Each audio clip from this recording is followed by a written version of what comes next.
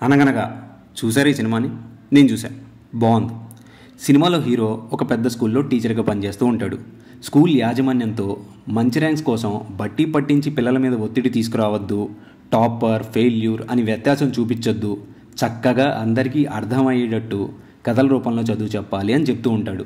నిజమే కదా, కాన్సెప్ట్ అర్థం చేసుకొని ఒక మంచి పర్సంటేజ్ తెచ్చుకుంటే చాలు, టాపర్ ఇవ్వాల్సిన అవసరం ఏం లేదు.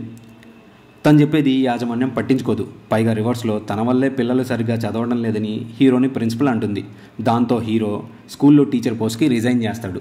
ట్విస్ట్ ఏంటో తెలుసా? ప్రిన్సిపల్ ఏమో హీరోయిన్, టీచర్ ఏమో హీరో, ఫెయిల్ అయిన పిల్లాడు వాళ్ళ అబ్బాయి.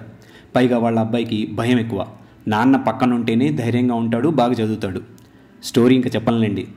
హీరో పిల్లల ఎడ్యుకేషన్ కోసం ఏం చేశాడు, వాళ్ళ అబ్బాయి భయాన్ని పోగొట్టగలిగాడా అనేదే మిగిలిన కథ. మీ పిల్లలతో కలిసి తప్పకుండా ఈ సినిమాని చూడండి. ఈటీవీ విన్లో ఉంది.